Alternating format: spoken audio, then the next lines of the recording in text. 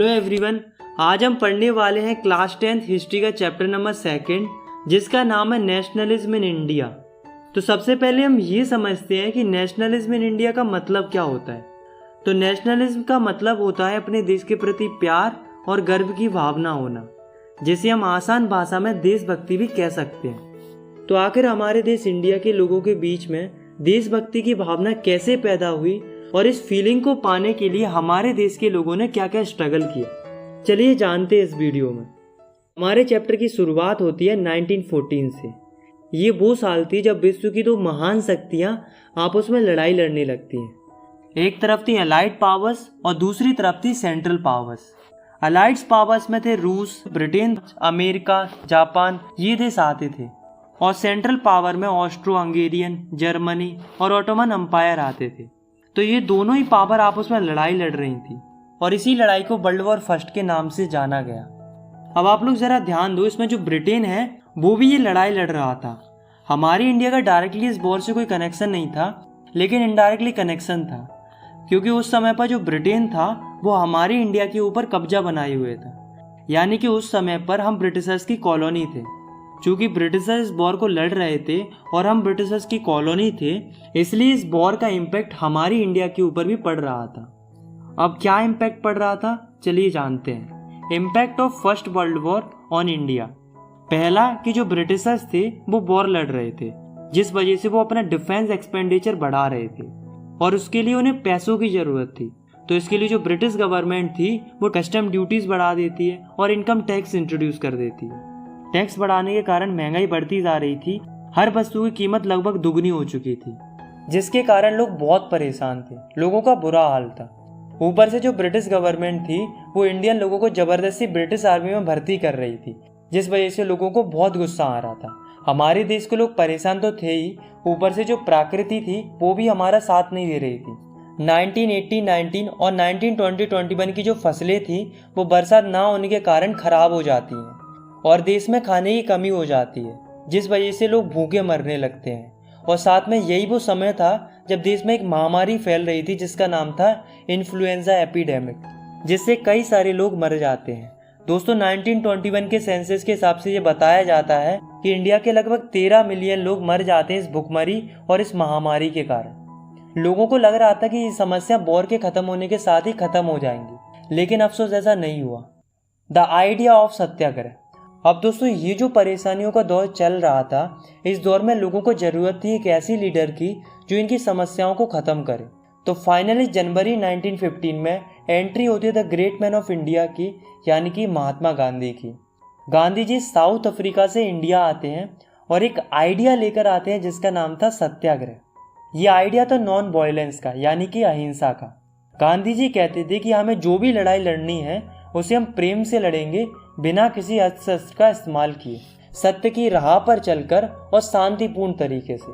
गांधी जी ने इंडिया आने से पहले साउथ अफ्रीका में 1906 में अपना सबसे पहला सत्याग्रह आंदोलन ऑर्गेनाइज किया था, जो कि साउथ अफ्रीका के रेसिज्म सिस्टम के खिलाफ था। गांधी जी का यह आंदोलन सफल रहा था और उनके इस नए आइडिया की वजह से उन्हें साउथ अफ्रीका में खूब पॉपुलैरिटी मिली थी। और फिर जब वो इंडिया आए तो उन्होंने भारत में भी 3 अलग अलग जगहों पर सत्याग्रह आंदोलन स्टार्ट किए।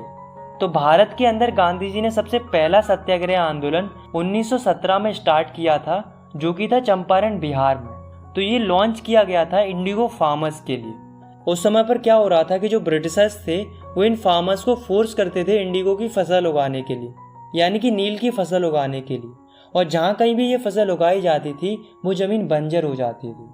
ऊपर से जो ब्रिटिशर्स थे वो इन किसानों को पैसे भी कम दे रहे थे। मतलब एक तो किसानों की ज़मीन भी खराब हो रही थी, ऊपर से उन्हें पैसे भी कम मिल रहे थे। तो इस बात से जो किसान थे वो परेशान थे। तो यहाँ पर गांधी जी क्या करते हैं, सारे किसानों को इंस्पायर करते हैं और मिलकर स्ट्रगल करते हैं और आवाज़ उठाते हैं इस प्लांटेशन सिस्टम के खिलाफ। तो यहाँ पर सक्सेस मिलने के बाद 1917 में ही गांधी जी जाते हैं गुजरात के खेड़ा डिस्ट्रिक्ट में। वहाँ पर वो देखते हैं कि यहाँ पर भी किसानों की कंडीशन खराब है। वहाँ के किसानों के साथ क्या हो रहा था कि उनकी जो फसलें थी वो खराब हो गई थी और एक प्लग नाम की बीमारी भी फैल रही थी वहाँ पर, जिस वजह से जो किसान थे वो टैक्स या रेवेन्यू नहीं दे पा रहे थे ब्रिटिश गवर्नमेंट का। तो गांधी जी इन फार्मर्स को सपोर्ट करते हैं और लॉन्च करते हैं अपना दूसरा सत्याग्रह और डिमांड करते हैं रिलैक्सेशन की। तो गांधी जी का जो दूसरा सत्याग्रह था वो भी सक्सेसफुल रहता है और जो किसानों का टैक्स या रेवेन्यू था वो भी माफ़ हो जाता है। इसके बाद 1918 में गांधी जी जाते हैं अहमदाबाद। अहमदाबाद में क्या हो रहा था कि जो वहाँ के वर्कर्स थे उनको बहुत ही कम वेजेस मिलती थी, यानी कि उनको बहुत कम पैसा मिलता था। तो जो वर्कर्स थे वो परेशान थे क्योंकि चीज़ों के दाम बढ़ रहे थे, इसलिए जो वर्कर्स थे वो थोड़े ज़्यादा वेजेस की डिमांड कर रहे थे। तो इसके लिए जो गांधी जी थे वो उनके सपोर्ट के लिए वो अपना तीसरा सत्याग्रह आंदोलन लॉन्च करते हैं और मांग करते हैं उनकी वेजेस बढ़ाने के लिए। तो ये मूवमेंट भी सक्सेसफुल रहता है। तो गांधी जी लगातार 3 बड़े बड़े सत्याग्रह आंदोलन करते हैं देश के अलग अलग हिस्सों में, जो कि सक्सेसफुल रहते हैं। अब दोस्तों, जो आंदोलन हो रहे थे देश के अलग अलग जगहों पर, ये सब देखकर जो ब्रिटिशर्स थे वो शांत थोड़ा ना रहेंगे। ब्रिटिशर्स को इस बात से आ गया गुस्सा। ब्रिटिशर्स ने क्या किया कि एक लॉ पास कर दिया जिसका नाम था रॉलेट एक्ट। तो रॉलेट एक्ट एक कानून था जो कि 1919 में पास किया गया था। ये पास किया गया था इंपीरियल लेजिस्लेटिव काउंसिल के द्वारा, जो कि उस समय की ब्रिटिश पार्लियामेंट थी इंडिया के अंदर। इस लॉ की वजह से जो ब्रिटिश गवर्नमेंट थी उसको बहुत ही ज़्यादा इनॉर्मस पावर मिल जाती है। तो ये लॉ क्या कहता था कि जो भी व्यक्ति रिवॉल्यूशनरी एक्टिविटी करते पाया जाएगा तो उसको सीधा 2 साल के लिए जेल में डाल दिया जाएगा बिना किसी ट्रायल के। मतलब उसको कोई मौका नहीं दिया जाएगा अपनी बेगुनाही साबित करने का। ये लॉ इंडियंस के लिए इतना खराब था कि इस लॉ को ब्लैक लॉ भी बोला जाता था। अब जो ब्रिटिश गवर्नमेंट थी उसको जिस किसी पर भी शक होता था वो उसको सीधा जेल में डाल देती थी 2 साल के लिए, चाहे वो कोई आम नागरिक हो और चाहे वो कोई पॉलिटिकल लीडर हो। तो इस रॉलेट एक्ट के अगेंस्ट में जो गांधी जी थे वो अपना सत्याग्रह आंदोलन लॉन्च करते हैं इस रॉलेट एक्ट के विरोध में, जिसको बोला गया रॉलेट सत्याग्रह। तो ये जो सत्याग्रह था वो नेशन वाइड सत्याग्रह था। मतलब अभी तक जो सत्याग्रह हो रहे थे वो देश के अलग अलग रीजन्स में हो रहे थे, पर ये जो सत्याग्रह था वो पूरे नेशन के लिए था, यानी कि पूरी कंट्री के लिए था। तो इस मूवमेंट की शुरुआत करते हैं गांधी जी 6 अप्रैल से।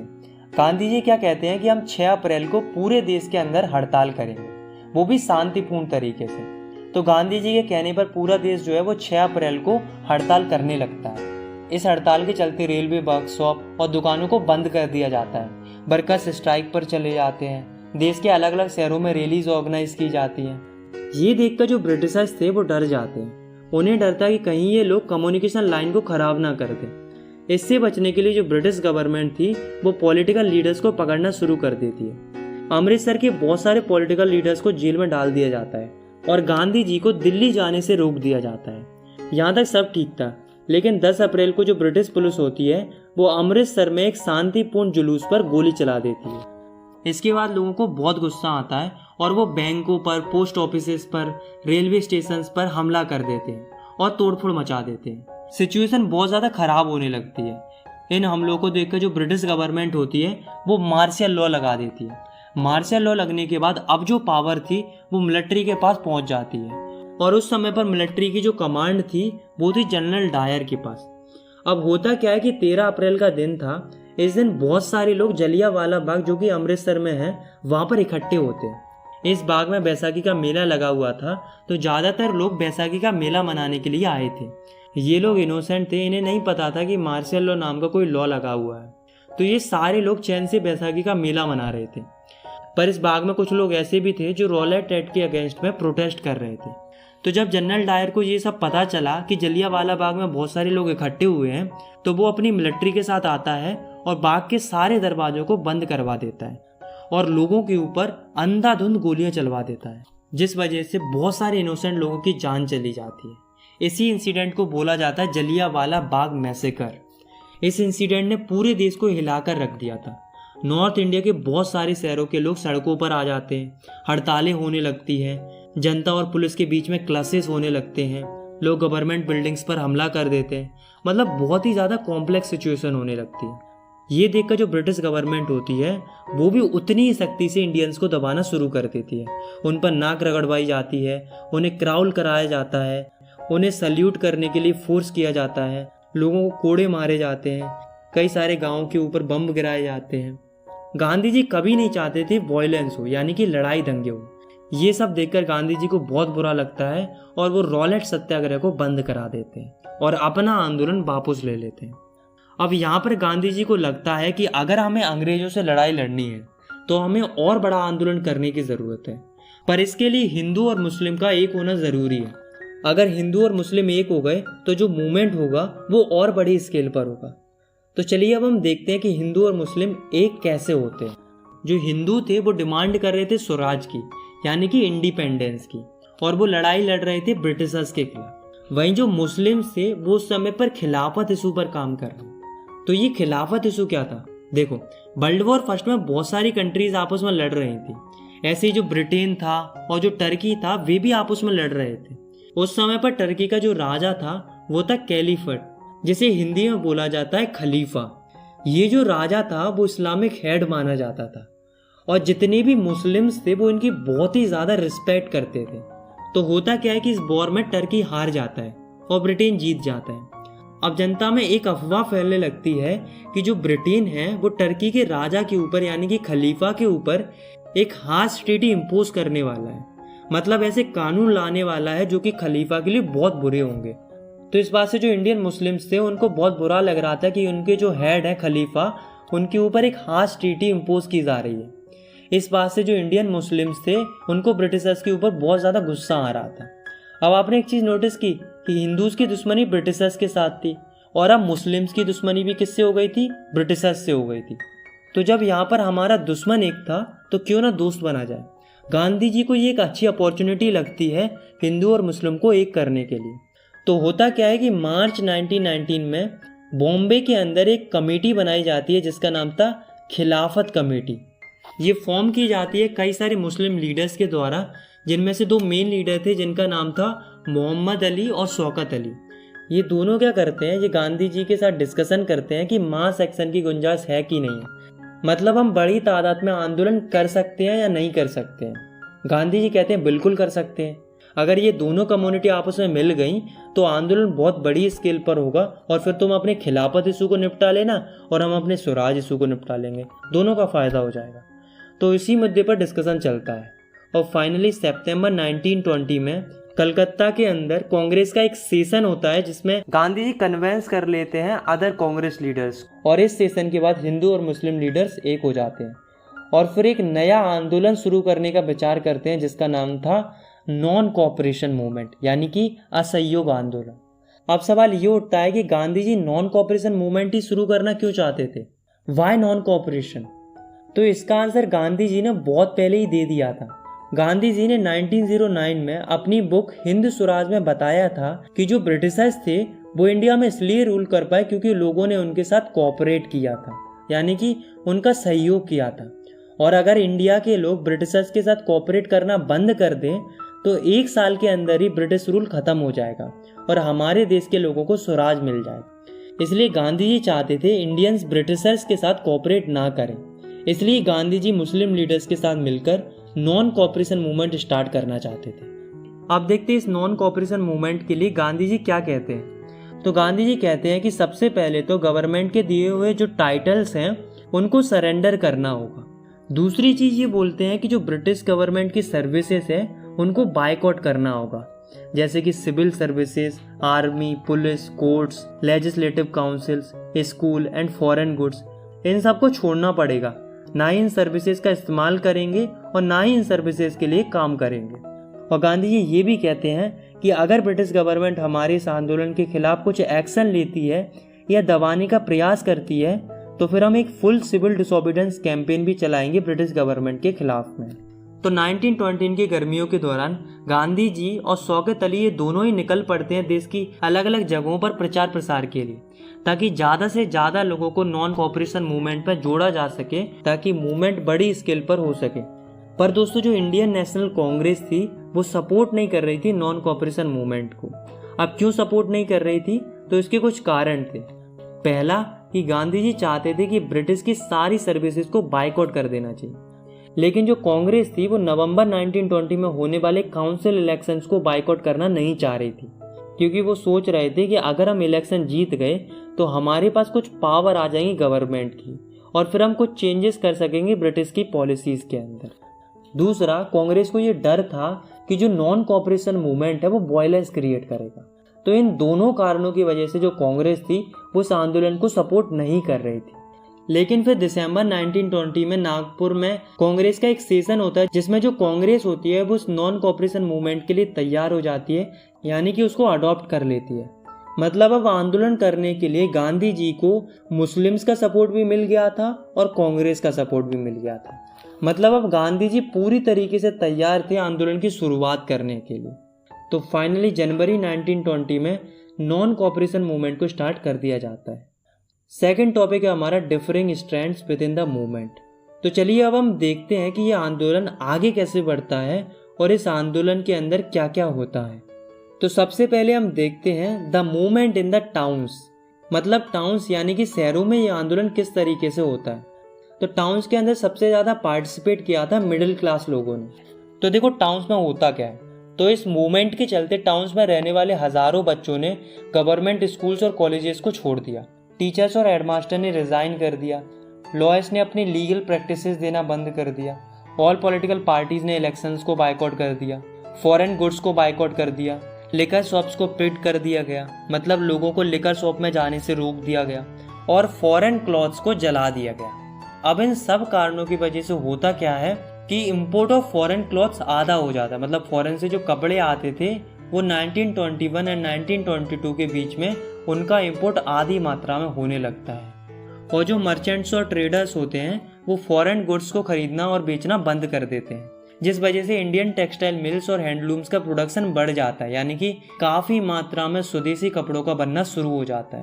और अब जो इंडियन लोग थे वो फॉरेन क्लॉथ्स को छोड़कर इंडियन क्लॉथ्स यानी कि खादी कपड़ों को पहनना शुरू कर देते हैं। तो दोस्तों यहाँ तक आपको लग रहा होगा कि ये जो नॉन कोऑपरेशन मूवमेंट है वो शहरों के अंदर बहुत अच्छे से चल रहा है, लेकिन अफसोस ऐसा नहीं था। धीरे धीरे क्या होता है कि जो नॉन कोऑपरेशन मूवमेंट था वो शहरों के अंदर धीरे धीरे कमज़ोर पड़ने लगता है, यानी कि स्लो डाउन होने लगता है। अब स्लो डाउन क्यों होने लगता है, तो इसके पीछे कारण थे। पहला कारण था कि जो इंडियन क्लॉथ थे यानी कि जो खादी क्लॉथ्स थे वो बहुत महंगे थे, क्योंकि उन्हें हाथों से बनाया जाता था। इसलिए जो गरीब लोग थे उन्हें मजबूरीवश फॉरेन क्लॉथ्स को खरीदना पड़ रहा था, क्योंकि वो सस्ते थे, क्योंकि वो मशीन से बनते थे। दूसरा कारण था कि इंडियन इंस्टीट्यूशंस की कमी थी। मतलब कि इंडिया के खुद के कोई स्कूल्स और कॉलेजेस नहीं थे, सब ब्रिटिशर्स के थे।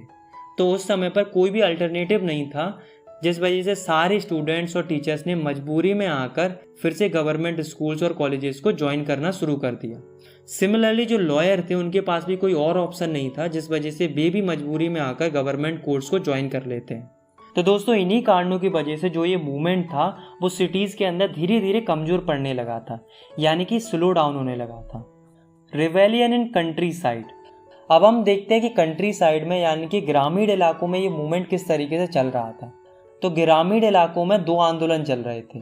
एक था पीजेंट्स का यानी कि किसानों का, और दूसरा था ट्राइबल पॉपुलेशन का यानी कि आदिवासी लोगों का। तो सबसे पहले हम देखते हैं किसानों का आंदोलन। तो इसके लिए हम देखते हैं अवध का केस। तो सिचुएशन क्या थी कि जो किसान थे वो बहुत ज़्यादा परेशान थे। किन से परेशान थे? तो तुलकदारों, जो बड़े बड़े लैंडलॉर्ड्स होते थे, उनसे परेशान थे। अब क्यों परेशान थे? क्योंकि वो काफ़ी ज़्यादा रेंट चार्ज करते थे किसानों से, और वे बेगार भी कराते थे, मतलब कि किसानों पर काम भी कराते थे और उसका उन्हें कोई पैसा भी नहीं देते थे। ये समस्या केवल अवध की नहीं थी बल्कि पूरी कंट्री की थी, लेकिन फिलहाल हम अवध का एग्जाम्पल ले रहे हैं, इसलिए हम अवध की बात करते हैं। तो जो सारे किसान होते हैं वो डिमांड करते हैं किस चीज़ के लिए? पहला कि रेंट कम कर दिया जाए, दूसरा बेगार को ख़त्म कर दिया जाए, और तीसरा जो ऑपरेसिव लैंडलॉर्ड्स हैं उनका सोशल बायकॉट होना चाहिए। और इन सब में किसानों की मदद करते हैं बाबा रामचंद्र, जो कि एक सन्यासी थे जिन्होंने फीजी में एज अ इंडेंचुरल लेबर काम भी किया था। तो बाबा रामचंद्र और सारे किसान मिलकर जो तुलकदार और लैंडलॉर्ड्स थे उनके अगेंस्ट में अपनी डिमांड्स मनवाने के लिए मूवमेंट स्टार्ट करते हैं, जिसमें ये क्या करते हैं? ये करते हैं नाई धोबी बंद। मतलब जितने भी ऑपरेसिव लैंडलॉर्ड्स थे उनको बेसिक सर्विसेज देना बंद कर देते हैं, जैसे कि जो बार्बर्स थे वो इनके बाल काटना बंद कर देते हैं, और जो वॉशरमैन थे वो इनके कपड़े धोना बंद कर देते हैं। मतलब जो बेसिक सर्विसेज होती हैं उन्हें ही देना बंद कर देते हैं। जैसा कि आपको नाम से ही पता चल रहा होगा, नाई धोबी बंद। समझ रहे हो? नाई धोबी बंद। अब यहाँ पर एक नए लीडर की एंट्री होती है जिनका नाम था पंडित जवाहरलाल नेहरू। तो पंडित जवाहरलाल नेहरू और बाबा रामचंद्र ये दोनों मिलकर एक किसान सभा भी बनाते हैं जिसका नाम था अवध किसान सभा, जो कि किसानों की मदद के लिए अक्टूबर 1920 में बनाई गई थी। ये सभा इतनी अच्छी साबित हुई कि 1 महीने में इसकी 300 से ज़्यादा ब्रांचेस खुल जाती हैं आसपास के गाँवों में। तो दोस्तों, ये जो किसानों का आंदोलन चल रहा था वो धीरे धीरे वॉयलेंट होने लगता है। जो स्मॉल पीजेंट्स होते हैं वो तुलकदार और मर्चेंट्स के घरों पर अटैक कर देते हैं, बाजारों को लूट लेते हैं, ग्रेन्स को इकट्ठा कर लेते हैं। और तो और जो लोकल लीडर्स थे वो ऐसी अफवाह फैला रहे थे कि गांधी जी ने कहा है कि छोटे किसान बड़े किसानों की जमीनें छीन ले। मतलब जो कोई भी कुछ भी कर रहा था वो ये कह रहा था कि हम तो गांधी जी के कहने पर कर रहे हैं। तो देखा आपने, धीरे धीरे जो मूवमेंट था वो वॉयलेंट होने लगा था, जिस वजह से गांधी जी को और अदर कांग्रेस लीडर को इस बात से बहुत बुरा लगता है और धीरे धीरे यहाँ पर भी ये मूवमेंट स्लो होने लगता है। अब हम देखते हैं कि ट्राइबल पॉपुलेशन में ये मूवमेंट किस तरीके से चलता है। तो आंध्र प्रदेश में एक जगह है गूडेम हिल्स के नाम से। वहाँ क्या होता है कि वहाँ की जो ट्राइबल पॉपुलेशन थी, मतलब वहाँ के जो आदिवासी लोग थे, वो अंग्रेजों से बहुत परेशान थे। क्यों परेशान थे? क्योंकि ब्रिटिशर्स ने उनकी फॉरेस्ट एरियाज क्लोज कर दिए थे, मतलब उन्हें जंगलों में जाने से रोक दिया था। और आप तो जानते ही हैं कि जो ट्राइबल पॉपुलेशन होती है वो जंगलों पर कितनी ज़्यादा डिपेंडेंट रहती है। उन्हें लकड़ियाँ चाहिए होती हैं, फ्रूट्स एंड वेजिटेबल चाहिए होते हैं, कैटल्स को चराने के लिए जगह चाहिए होती है, और ये सब उन्हें जंगलों से ही तो मिलता है। इसलिए उनका जो लाइवलीहुड था वो बहुत ज़्यादा अफेक्ट हो रहा था, क्योंकि जो आदिवासी लोग थे वो कई पीढ़ियों से जंगलों में रहना अपना अधिकार समझते थे। उन्हें लग रहा था कि ब्रिटिशर्स उनसे उनका अधिकार छीन रहे हैं। ऊपर से उन्हें बेकारी कराने के लिए भी प्रेशराइज किया जाता था, मतलब बिना पैसों के काम कराने के लिए भी फोर्स किया जाता था। इस बात से जो ट्राइबल पॉपुलेशन थी उन्हें ब्रिटिशर्स के ऊपर बहुत ज़्यादा गुस्सा आ रहा था।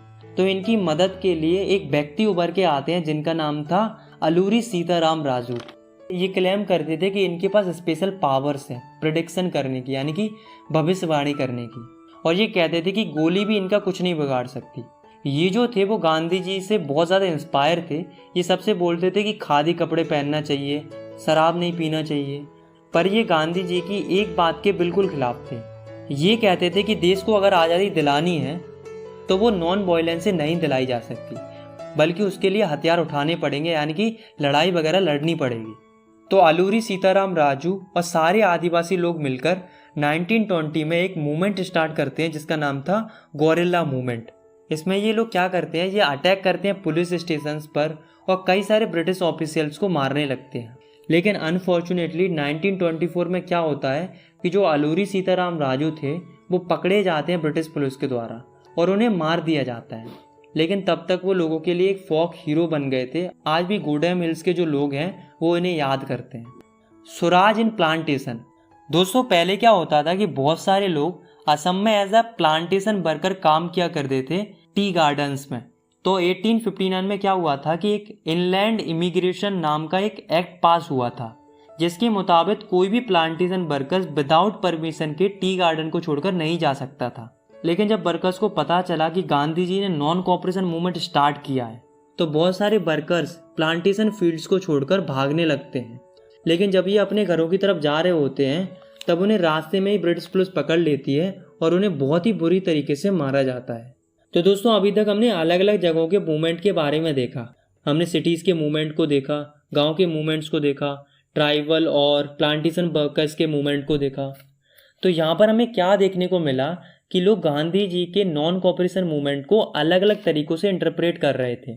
सब लोग अलग अलग तरह से सोच रहे थे, सबके लिए स्वराज का मतलब अलग अलग था। और हमने ये भी देखा कि धीरे धीरे ये मूवमेंट वॉयलेंट होने लगा था, यानी कि हिंसक होने लगा था। इसी दौरान 1992 में क्या होता है, एक चौरी चौरा इंसिडेंट होता है। चौरी चौरा एक जगह है गोरखपुर डिस्ट्रिक्ट में। तो यहाँ क्या होता है कि बहुत सारे लोग यहाँ पर शांतिपूर्ण तरीके से प्रदर्शन कर रहे थे, यानी कि पीसफुल डिमॉन्स्ट्रेशन कर रहे थे मार्केट के अंदर। तो जो वहाँ की लोकल पुलिस थी वो इनके ऊपर अटैक कर देती है, यानी कि इनके ऊपर लाठीचार्ज कर देती है। इस बात से लोगों को पुलिस पर गुस्सा आ जाता है और कुछ लोग पुलिस स्टेशन में जाते हैं और वहाँ पर आग लगा देते हैं, जिसमें कुछ पुलिसमैन भी मर जाते हैं। ये सब वायलेंस को देखकर गांधी जी को और बुरा लगता है और वे नॉन कॉपरेशन मूवमेंट को विड्रॉ कर लेते हैं, यानी कि बंद करा देते हैं। तो यहाँ पर जो नॉन कॉपरेशन मूवमेंट था वो ख़त्म हो जाता है। थर्ड टॉपिक है हमारा टुवर्ड्स सिविल डिसोबीडियंस मूवमेंट। दोस्तों, नॉन कॉपरेशन मूवमेंट के ख़त्म होने के बाद गांधी जी को ये समझ में आ जाता है कि कोई भी मास स्ट्रगल करने से पहले लोगों को प्रॉपरली ट्रेन होना ज़रूरी है। लोगों को ये पता होना चाहिए कि मूवमेंट किस तरीके से करना है और मूवमेंट का मकसद क्या है, ताकि लोग पहले की तरह गलत तरीके से इंटरप्रेट ना करें। अब दोस्तों क्या होता है कि कांग्रेस के कुछ लीडर्स को ये लगता है कि हमें मास स्ट्रगल करने की बजाय इलेक्शन में पार्टिसिपेट करना चाहिए, जिससे हम काउंसिल में ही रहकर ब्रिटिश पॉलिसीज को अपोज कर सकते हैं। तो इसके लिए दो लीडर्स थे जिनका नाम था CR दास और मोतीलाल नेहरू। ये क्या करते हैं, एक पार्टी बनाते हैं जिसका नाम था स्वराज पार्टी। लेकिन दोस्तों जो जवाहरलाल नेहरू थे और जो सुभाष चंद्र बोस थे वो इसमें पार्टिसिपेट ही नहीं करते। वो कहते हैं कि अगर लोगों को पूर्ण स्वराज दिलाना है तो उसके लिए और बड़ा स्ट्रगल करने की ज़रूरत है, ना कि इलेक्शन लड़ने की। लेकिन दोस्तों उस समय पर इंडिया की सिचुएशन कुछ और चल रही थी। दोस्तों दो ऐसे फैक्टर्स थे जिन्होंने हमारी पॉलिटिक्स को काफ़ी ज़्यादा शेप किया, यानी कि काफ़ी ज़्यादा इम्प्रूव किया। पहला फैक्टर था ग्रेट इकोनॉमिक डिप्रेशन। हमने इसके बारे में क्लास 9th में भी पढ़ा था। ये स्टार्ट हुआ था 1929 में। तो इस ग्रेट इकोनॉमिक डिप्रेशन की वजह से इंडिया के ऊपर बहुत बुरा इम्पैक्ट पड़ा था। क्या इम्पैक्ट पड़ा था? पहला कि इस डिप्रेशन के चलते इंडिया में एग्रीकल्चर प्राइसेस बिल्कुल ही कम हो जाती है। दूसरा, एग्रीकल्चर गुड्स की डिमांड कम हो जाती है और एक्सपोर्ट कम हो जाता है, जिस वजह से जो किसान थे वो अपनी फसलें नहीं बेच पा रहे थे और ना ही ब्रिटिशर्स को टैक्स दे पा रहे थे। दूसरा फैक्टर था साइमन कमीशन। देखो क्या था कि ब्रिटेन में एक गवर्नमेंट थी जिसका नाम था टोरी गवर्नमेंट। तो ब्रिटेन की गवर्नमेंट क्या करती है, ये एक कमीशन बनाती है 1927 में, यानी कि कुछ लोगों का एक ग्रुप बनाती है। इस कमीशन को जो लीड कर रहे थे वो थे सर जॉन साइमन, इसलिए इस कमीशन को बोला गया साइमन कमीशन। ये कमीशन क्यों बनाया गया था, इसका ऑब्जेक्टिव क्या था? इसका ऑब्जेक्टिव था इंडिया के कॉन्स्टिट्यूशन को रिव्यू करना और कुछ चेंजेस को सजेस्ट करना, क्योंकि इंडियन लोग पुराने ब्रिटिशर्स के कॉन्स्टिट्यूशन से खुश नहीं थे। पर इस कमीशन में एक प्रॉब्लम थी कि इसमें 7 मेंबर थे और 7 मेंबर ब्रिटिशर्स थे, कोई भी इंडियन नहीं था। तो ये बात इंडियंस को सही नहीं लग रही थी कि एक तो इंडिया के कॉन्स्टिट्यूशन के लिए आ रहे हैं और ऊपर से उसमें इंडिया का कोई भी मेंबर ही नहीं है। तो ये प्रॉब्लम थी। तो जब ये कमीशन 1928 में इंडिया आता है तो बहुत सारे लोग इसका विरोध करते हैं, चाहे वो कांग्रेस हो और चाहे वो मुस्लिम लीग हो। सारे लोग मिलकर साइमन कमीशन का विरोध करते हैं और जोरों शोरों से नारा लगाते हैं, गो बैक साइमन, यानी कि साइमन तुम वापस चले जाओ। इतना हंगामा देखकर ब्रिटिश गवर्नमेंट को लगा कि कहीं सिचुएशन हाथ से ना निकल जाए। तो उस समय पर ब्रिटिश गवर्नमेंट का जो वाइसरॉय था वो था लॉर्ड इरविन। तो लॉर्ड इरविन सिचुएशन को कंट्रोल करने के लिए हमें 2 ऑफर देता है। पहला ऑफर देता है इंडिया के डोमिनेशन स्टेटस का। मतलब लॉर्ड इरविन कहता है कि आप इंडिया का डोमिनेशन स्टेटस ले लो, मतलब आप ही लोग रूल करना, आप ही लोग सब कुछ करना, लेकिन इंडिया रहेगा ब्रिटिशर्स के ही अंडर में। और दूसरा ऑफर देता है कि हम एक राउंड टेबल कॉन्फ्रेंस करेंगे जिसमें इंडिया के फ्यूचर कॉन्स्टिट्यूशन के बारे में डिस्कस करेंगे। तो ये 2 ऑफर देता है। लेकिन जो कांग्रेस थी वो इन दोनों ऑफर से खुश नहीं थी, स्पेशली जो रेडिकल्स थे, यानी कि जो गर्म स्वभाव के व्यक्ति थे कांग्रेस के अंदर, जैसे कि जवाहरलाल नेहरू और सुभाष चंद्र बोस। ये कह रहे थे कि हमें डोमिनेशन स्टेटस नहीं चाहिए, हमें छोटी मोटी आज़ादी नहीं चाहिए, हमें पूरी आज़ादी चाहिए, यानी कि पूर्ण स्वराज चाहिए। इसी बात को इन दिसंबर 1929 में जब लाहौर में कांग्रेस का सेशन होता है तो वहाँ पर पंडित जवाहरलाल नेहरू एक रिजोल्यूशन पास करते हैं और ऑफिशियली डिमांड करते हैं पूर्ण स्वराज की, यानी कि फुल इंडिपेंडेंस की। और ये ऐलान करते हैं कि हम आने वाली 26 जनवरी 1930 को as a independence day celebrate करेंगे और हम आज़ादी की लड़ाई के लिए शपथ भी लेंगे। पर अफसोस इस बात को ज़्यादा टेंशन नहीं मिलता है और बहुत कम ही लोग इस डे को सेलिब्रेट करते हैं। The salt march and the civil disobedience movement, ये सब देखकर गांधी जी को लगा कि पहले लोगों को एकजुट करना ज़रूरी है, तब जाकर कुछ अच्छा मूवमेंट हो पाएगा। तो इस समय पर गांधी जी को एक ऐसी चीज़ की तलाश थी जिससे लोगों को यूनाइट किया जा सके, यानी कि लोगों को एकजुट किया जा सके। तो ये सारी खूबियाँ गांधी जी को दिखती है नमक में। गांधी जी को लगा कि सॉल्ट एक अच्छा सिंबल बन सकता है लोगों को यूनाइट करने के लिए। अब सवाल ये उठता है कि गांधी जी ने नमक में ऐसा क्या देखा जो उन्होंने इसे पावरफुल सिंबल बना दिया कंट्री को यूनाइट करने के। तो इसमें 3 पॉइंट है। पहला कि नमक हर कोई इस्तेमाल करता है, चाहे वो अमीर हो चाहे वो गरीब हो। दूसरा कि पहले क्या होता था कि जो ब्रिटिश गवर्नमेंट थी वो नमक पर काफ़ी ज़्यादा टैक्स लेती थी और सॉल्ट का प्रोडक्शन भी केवल ब्रिटिश गवर्नमेंट ही कर सकती थी, इंडियंस नहीं कर सकते थे। मतलब समझ रहे हो, हमारे ही नमक पर टैक्स ले रहे थे और ऊपर से हमें नमक भी नहीं बनाने दे रहे थे।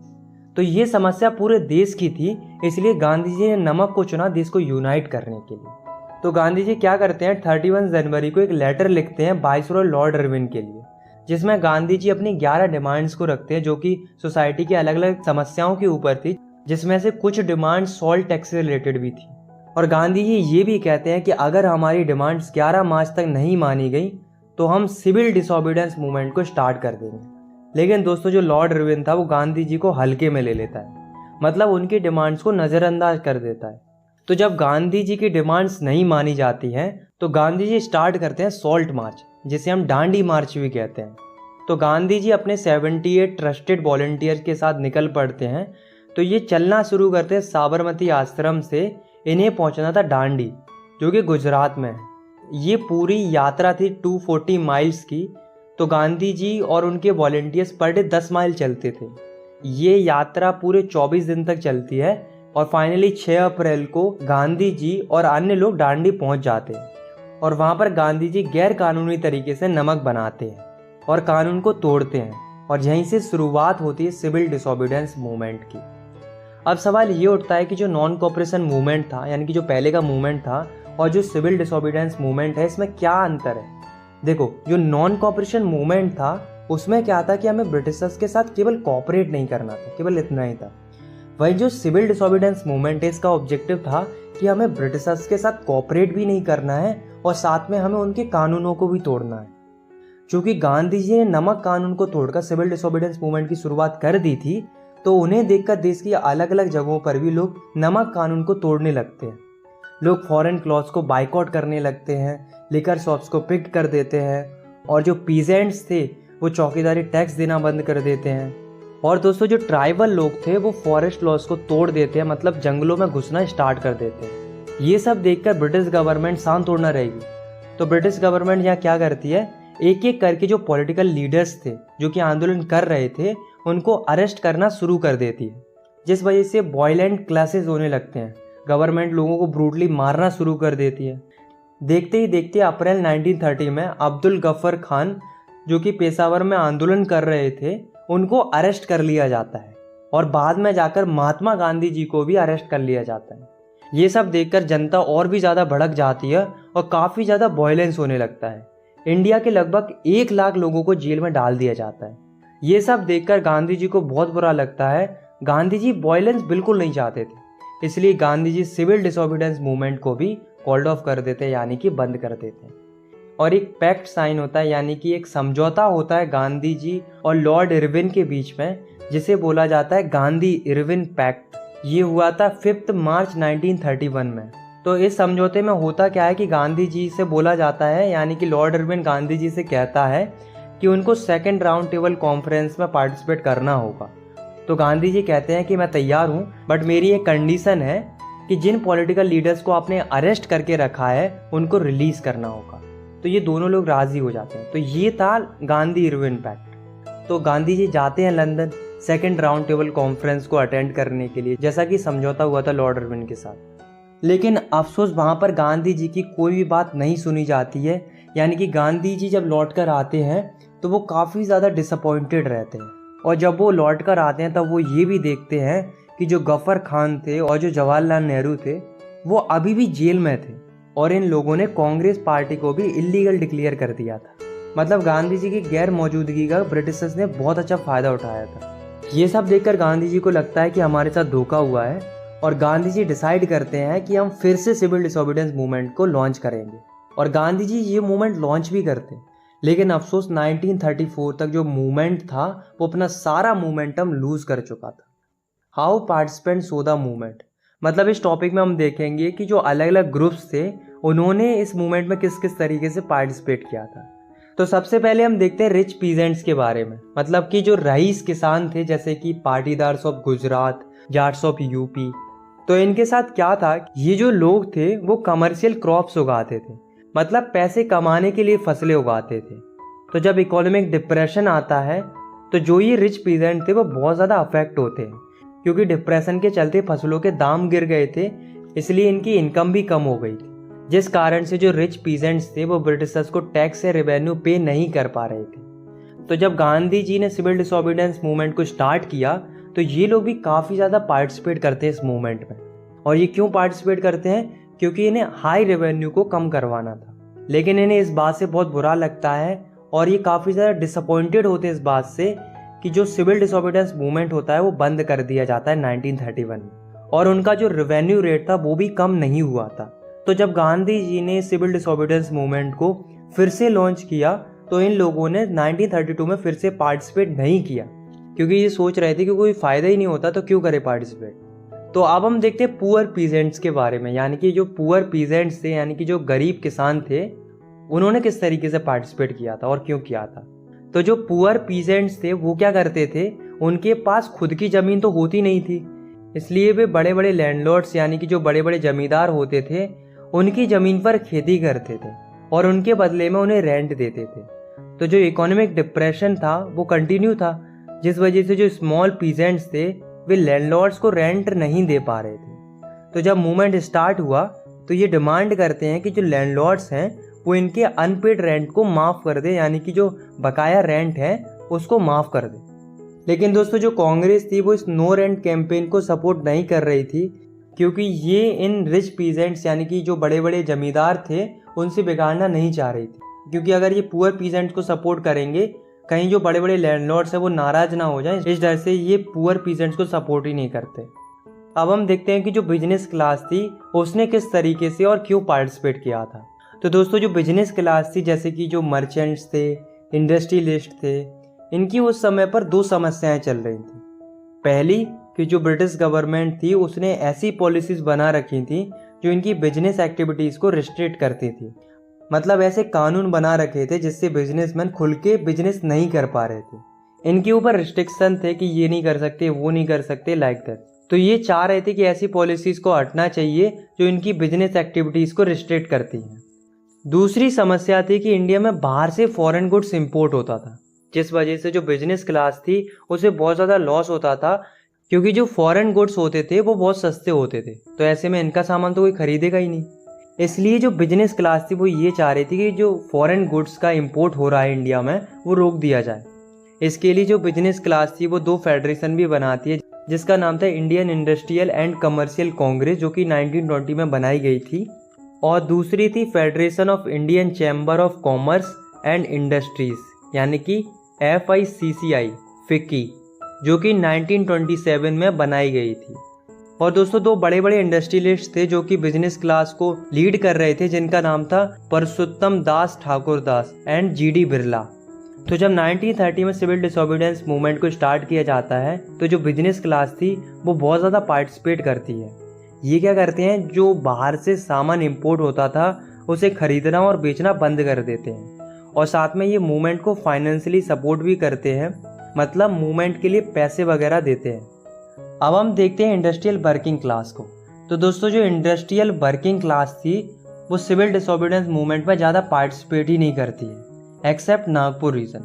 और जो पार्टिसिपेट करते हैं वो गांधी जी के प्रोग्राम्स को फॉलो करते थे, like boycott foreign goods program, इन प्रोग्राम्स को फॉलो करते थे। तो उनके लिए उनका मूवमेंट ये था कि उनको जो कम वेजेस मिलती हैं वो बढ़ा दी जाएं और पुअर वर्किंग कंडीशंस हैं उनको इम्प्रूव किया जाए। बट दोस्तों जो कांग्रेस थी वो इनको सपोर्ट नहीं करती है, क्योंकि मूवमेंट में बड़े बड़े इंडस्ट्रियलिस्ट ने भी पार्टिसिपेट किया था। तो कांग्रेस ये सोच रही थी कि कहीं वर्कर्स को सपोर्ट किया तो कहीं इंडस्ट्रियलिस्ट अपना सपोर्ट वापस ना ले ले, इसलिए कांग्रेस वर्कर्स को सपोर्ट कर ही नहीं रही थी। अब हम देखते हैं पार्टिसिपेशन ऑफ वुमेन, यानी कि महिलाओं ने किस तरीके से पार्टिसिपेट किया था। तो वुमेन्स ने भी खूब पार्टिसिपेट किया था। इनफैक्ट जब गांधी जी दांडी मार्चेस कर रहे थे तो जब भी वो थोड़ा बहुत रुकते थे तो हजारों महिलाएं घर से बाहर आ जाती थी गांधी जी को सुनने के लिए। वुमेन्स ने काफ़ी ज़्यादा पार्टिसिपेट किया था प्रोटेस्ट मार्चेस में, इलीगल सॉल्ट मैन्युफैक्चरिंग में, और इन सब के लिए कई सारी महिलाएं जेल भी गई थी। तो कहीं ना कहीं मूवमेंट में वुमेन्स का भी काफ़ी ज़्यादा रोल रहा था। The limits of civil disobedience movement. अब हम देखते हैं कि सिविल डिसोबीडियंस मूवमेंट में कमी कहाँ रह गई थी। तो दोस्तों ऐसा नहीं था कि सिविल डिसोबीडियंस मूवमेंट में सबने पार्टिसिपेट किया हो, बल्कि दो ऐसे ग्रुप्स भी थे जिन्होंने इस मूवमेंट में पार्टिसिपेट ही नहीं किया था। पहला था दलित्स का और दूसरा था मुस्लिम्स का। इन दोनों ग्रुप्स ने पार्टिसिपेट ही नहीं किया था। तो सबसे पहले हम देखते हैं दलित्स के बारे में कि उन्होंने क्यों पार्टिसिपेट नहीं किया था। तो इसका रीज़न था कि दलित्स ने इसलिए पार्टिसिपेट नहीं किया था क्योंकि जो कांग्रेस थी वो दलित्स को सपोर्ट नहीं कर रही थी, बल्कि इग्नोर कर रही थी। क्योंकि कांग्रेस को ये डर था कि कहीं अगर उन्होंने दलित्स को सपोर्ट किया तो जो हाई क्लास हिंदू हैं वो ऑफेंड ना हो जाए, यानी कि बुरा ना मान जाए। क्योंकि उस समय पर जो हाई क्लास हिंदू थे उनका बहुत ज़्यादा पार्टिसिपेशन था मूवमेंट के अंदर, इसलिए कांग्रेस दलित्स को सपोर्ट करके इन हाई क्लास हिंदूज के साथ बिगाड़ना नहीं चाह रही थी।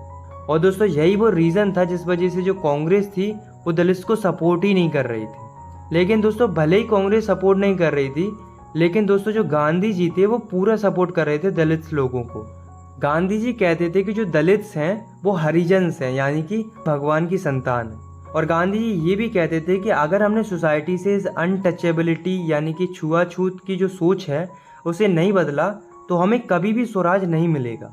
इसलिए जो दलित्स लीडर थे वो एक सेपरेट इलेक्टोरेट की मांग कर रहे थे, मतलब एक अलग से इलेक्टोरेट की मांग कर रहे थे दलित्स के लिए। तो जो B.R. अम्बेडकर जी थे वो भी दलित्स को काफ़ी ज़्यादा सपोर्ट करते हैं कि हाँ दलित्स को सेपरेट इलेक्टोरेट मिलना चाहिए। इसके लिए B.R. अम्बेडकर जी ने दलित्स के लिए एक ऑर्गेनाइजेशन भी बनाई थी जिसका नाम था डिप्रेस्ड क्लास एसोसिएशन, जो कि 1930 में बनाई गई थी। लेकिन दोस्तों जो गांधी जी थे वो खुश नहीं थे। गांधी जी सपोर्ट कर रहे थे दलित्स को नो डाउट, पर गांधी जी को इस बात से बुरा लग रहा था कि सेपरेट इलेक्टोरेट की मांग की जा रही है, क्योंकि गांधी जी लोगों को जोड़ना चाहते थे ना कि तोड़ना चाहते थे। गांधी जी का मानना ये था कि दलित्स को अगर सेपरेट इलेक्टोरेट दे दिया गया तो इससे सोसाइटी में डिसइंटीग्रेशन और बढ़ेगा ना कि कम होगा। तो गांधी जी अपनी बात मनवाने के लिए फास्ट अनटू डेथ स्टार्ट करते हैं, मतलब गांधी जी खाना वगैरह छोड़ देते हैं। कहते हैं कि चाहे मैं मर जाऊं लेकिन मैं खाना नहीं खाऊंगा। सारे लोग गांधी जी की बहुत ज़्यादा रिस्पेक्ट करते थे, इसलिए वे मान जाते हैं। फिर क्या होता है, एक पूना पैक्ट साइन होता है सितंबर 1932 में, मतलब कि एक समझौता होता है अम्बेडकर जी और गांधी जी के बीच में, जिसमें गांधी जी प्रॉमिस करते हैं कि मैं सेपरेट इलेक्टोरेट तो नहीं पर मैं डिप्रेस्ड क्लास के लिए सीट रिजर्व ज़रूर करवा दूंगा provisional and central legislative council में। तभी आप देखते होंगे कि जो बैकवर्ड क्लास होती हैं जैसे कि SC ST, तो इन्हें आज भी रिजर्वेशन मिलता है। तो ये पूना पैक्ट के ही कारण हो पाया था। अब हम बात करते हैं मुस्लिम कम्युनिटी की। तो मुस्लिम कम्युनिटी ने भी सिविल डिसोबीडियंस मूवमेंट में पार्टिसिपेट नहीं किया था। अब क्यों पार्टिसिपेट नहीं किया था, इसके पीछे कारण थे। देखो, जैसा कि आप सभी को पता है कि जब नॉन कोऑपरेशन खिलाफत मूवमेंट स्टार्ट हुआ था तब हिंदूज और मुस्लिम एक साथ स्ट्रगल कर रहे थे, मतलब यूनाइटेड थे। लेकिन धीरे धीरे क्या होता है कि हिंदूज और मुस्लिम्स के बीच में टेंशन बढ़ने लगता है। क्यों बढ़ने लगता है? क्योंकि रिलीजन के बेसिस पर यानी कि धर्म के बेसिस पर अलग अलग ऑर्गेनाइजेशन बनने लगते हैं। जैसे कि हिंदुओं के लिए एक ऑर्गेनाइजेशन था हिंदू महासभा करके, और मुस्लिम्स के लिए एक ऑर्गेनाइजेशन था मुस्लिम लीग करके। तो ये ऑर्गेनाइजेशन जब पावर में आने लगे तो इन दोनों कम्युनिटीज़ में टेंशन काफ़ी ज़्यादा बढ़ने लगा था। लेकिन 1927 में कांग्रेस और मुस्लिम लीग ने अलायंस बनाना चाहा ताकि ब्रिटिशर्स के खिलाफ मिलकर लड़ाई लड़ी जा सके। मुस्लिम कम्युनिटी के एक लीडर थे जिनका नाम था मोहम्मद अली जिन्ना। तो ये डिमांड करते हैं एक सेपरेट इलेक्टोरेट की, बट जो कांग्रेस थी वो इसके लिए राज़ी नहीं होती है। वो कह रही थी कि सबके लिए जॉइंट इलेक्टोरेट होना चाहिए, ना कि अलग से कोई इलेक्टोरेट होना चाहिए। तो बहुत कन्वेंस करने के बाद मोहम्मद अली जिन्ना तैयार हो जाते हैं जॉइंट इलेक्टोरेट के लिए, पर इनकी कुछ कंडीशंस थी। जैसे कि वो चाहते थे कि सेंट्रल असेंबली में मुस्लिम्स के लिए 1/3 सीट रिजर्व कर दी जाए और बंगाल और पंजाब में जितनी मुस्लिम पॉपुलेशन है उसी के हिसाब से सीट मिले। मगर कांग्रेस ने इन कंडीशंस को नहीं माना, जिस वजह से कांग्रेस और मुस्लिम लीग के बीच में दूरियां बढ़ती गई। इसलिए जब 1930 में गांधी जी ने सिविल डिसोबीडियंस मूवमेंट स्टार्ट किया तब मुस्लिम कम्युनिटी ने पार्टिसिपेट ही नहीं किया था। लास्ट टॉपिक है हमारा the sense of collective blogging. मतलब इस टॉपिक में हम पढ़ेंगे कि लोगों में सेंस ऑफ कलेक्टिव ब्लॉगिंगनेस कैसे आती है, मतलब सामूहिक अपनेपन का भाव कैसे पैदा होता है। तो इसमें 5 पॉइंट है। पहला है यूनाइटेड स्ट्रगल। उस समय पर क्या था कि सब लोगों का एक ही मकसद था कि इंडिया को ब्रिटिशर्स से आज़ाद कराना। तो यानी कि यहाँ पर सबका एक ही विज़न था। तो सभी लोग मिलकर स्ट्रगल करते हैं, जिस वजह से लोग यूनाइट होने लगते हैं, लोगों में यूनिटी की फीलिंग्स आने लगती हैं। दूसरा है कल्चरल प्रोसेसेस। दोस्तों, लोगों ने अपने देश के कल्चर के साथ रिलेट करना स्टार्ट कर दिया था। बहुत सारी folk stories, folk song, regional language, इन सब के चलते लोग अपने कल्चर्स के साथ जुड़ने लगते हैं, यानी कि अपने कल्चर के साथ रिलेट करने लगते हैं। तीसरा है फिगर्स एंड इमेजेस। 18th और 19th सेंचुरी में जो आर्टिस्ट थे वो कंट्रीज़ को रिप्रेजेंट करते थे अलग अलग एलोगोरीज के थ्रू, जैसे कि जर्मनी की एलोगोरी थी जर्मेनिया, फ्रांस की एलोगोरी थी मैरियन। तो इस तरीके से कंट्रीज़ को रिप्रेजेंट किया जाता था अलग अलग फिगर्स और पेंटिंग्स के थ्रू, जैसा कि हमने पिछले चैप्टर में भी पढ़ा था। ठीक उसी प्रकार से 20th सेंचुरी में इंडिया को रिप्रेजेंट किया जाता है भारत माता से। भारत माता की इमेज सबसे पहले बनाई थी बंकिम चंद्र चट्टोपाध्याय ने, और उन्होंने भारत माता की सराहना में एक गीत भी लिखा था जिसका नाम था वंदे मातरम। इस सॉन्ग को उन्होंने अपनी नोवेल आनंद मठ में भी इंक्लूड किया था। इनफैक्ट जब 1905 में स्वदेशी मूवमेंट चला था तब बढ़ चढ़ के लोगों ने वंदे मातरम सॉन्ग को गाया था, और बाद में जाकर अवनींद्र नाथ टैगोर ने भारत माता की पेंटिंग बनाई जिसमें जो भारत माता थी काम, कंपोज्ड और डिवाइन एंड स्पिरिचुअल दिखाई दे रही थी। फोर्थ है फ्लैग।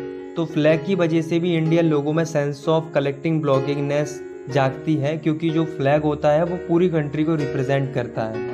तो हमारे देश के लिए भी अलग अलग फ्लैग बन रहे थे, जैसे कि बंगाल में जब स्वदेशी मूवमेंट हुआ तो एक फ्लैग बनाया गया था जिसमें 3 कलर थे, ग्रीन, येलो और रेड, और इसमें ऊपर की साइड 8 लोटस थे जो कि 8 प्रोविंसीज को दर्शा रहे थे। बाद में जाकर 1921 में गांधी जी ने भी एक फ्लैग बनाया था जिसमें रेड, ग्रीन, वाइट 3 कलर थे, और बीच में एक स्पिनिंग व्हील था जो कि सेल्फ हेल्प को रिप्रेजेंट करता था। फिफ्थ है री इंटरप्रिटेशन ऑफ हिस्ट्री। जब लोगों को समझ में आया कि एंशिएंट टाइम में हमारा देश बहुत डेवलप्ड था हर फील्ड में, चाहे वो आर्ट एंड एग्रीकल्चर हो, रिलीजन एंड कल्चर हो, सब कुछ बहुत अच्छा था, हमारी हिस्ट्री बहुत गजब की थी। लेकिन जब से ये अंग्रेज़ आए हैं तब से हमारा कल्चर डिक्लाइन होता गया है, यानी कि गिरता चला गया है। तो अगर हमें वापस से पहले जैसी तरक्की चाहिए तो सबसे पहले तो हमें ब्रिटिश रूल से इंडिया को आज़ादी दिलानी होगी। तो इस तरीके से लोगों में अपनेपन का भाव आने लगता है और